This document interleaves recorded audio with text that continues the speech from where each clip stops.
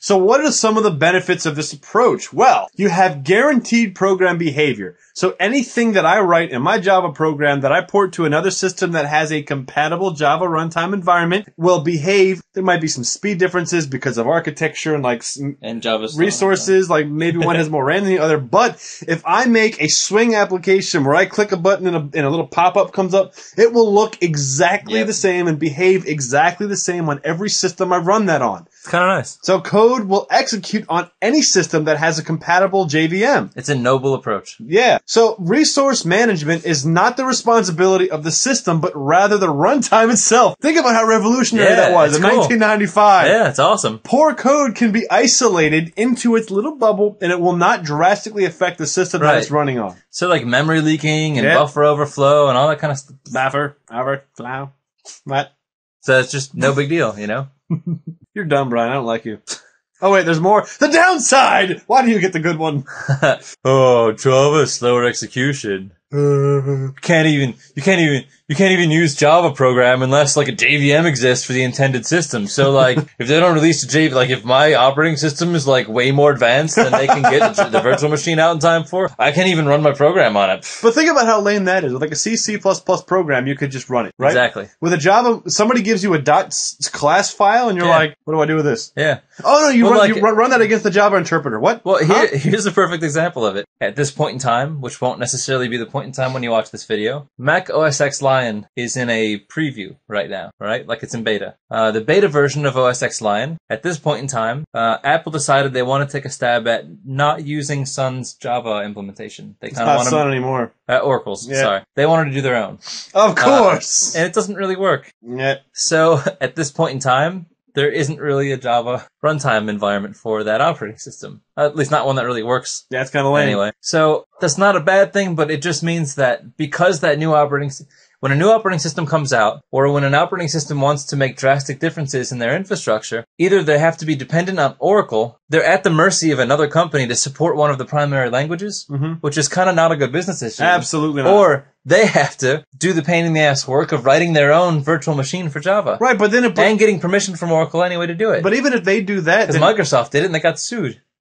You remember? Yeah. The Microsoft Virtual Machine? Yeah. Java Virtual Machine? So it's a pain in the ass, and it's not really like good for business for OS builders, you know? Anyway, so programs might not run if the JVM versions are mismatched. So if somebody developed it on an older version of the SDK, or on a newer version of the SDK, and your virtual machine is an older one, and you don't have privileges to update it, right? Sorry, you're out of luck. Yep, SOL. Also, the JVM is a common target for hackers. Oh, big time. Big time. So it's an external application that runs over top the operating system. So a lot of non-computer savvy users aren't up to date. Nope. So all of those exploits that people found in like unupdated Java virtual machines are vulnerable. Not only that is going to be the virtual machine that's installed on everybody's computer. Yeah. So it's not like the WYSIWYG program is going to be the one that somebody's going to attack. They're going to go for the biggest hit, which is Java Virtual Machine. It's known. No matter what Java program you're running, it's on everybody's computer. That's just like a gaping, big, huge bullseye. Right. Well, you think about what you just said, Brian, is if there are, like, let's say you're running version whatever, and it's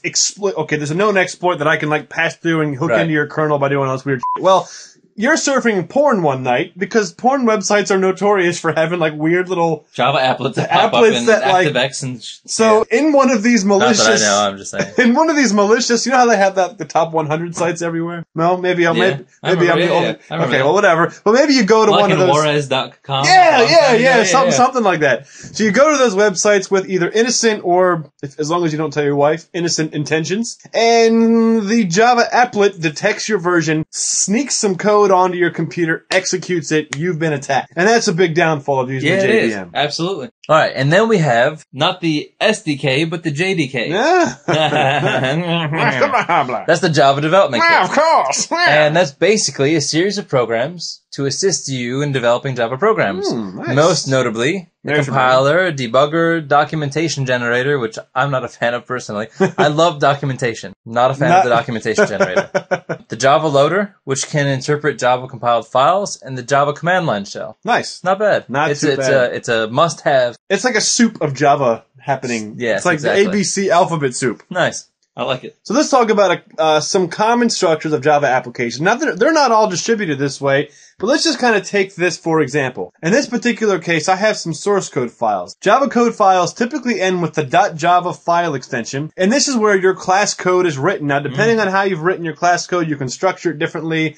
It's typical for Java to have one class for each file. Although you can get around that, but that's not the preferred. It's kind of like with the Objective-C, like, no, you can't use that formatting character. Right. Java wants you to have one class per file, which is a little bit of a nuisance, but, you know, it serves its purpose fine. Now, these are then compiled into .class files, which are bytecode files, and these are quote-unquote compiled Java files, but they're not really compiled. But I mean, they're compiled, but not as compiled as Java's gonna get. Yeah, right.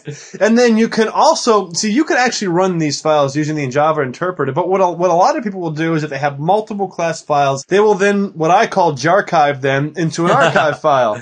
So Java archive files typically end in a .jar extension, and they basically contain files supporting data, documentation for a Java program. And some people will, in their jar files, include their source code, but a lot of times it's just like the .class files, and if there's like little images for their GUIs and what, those will be in there. There's like this meta stuff. Whatever. We talk a little bit about jarchives in a little bit, but that's just kind of like an overview of a common structure of a Java program. Not too bad. Yeah, not too bad.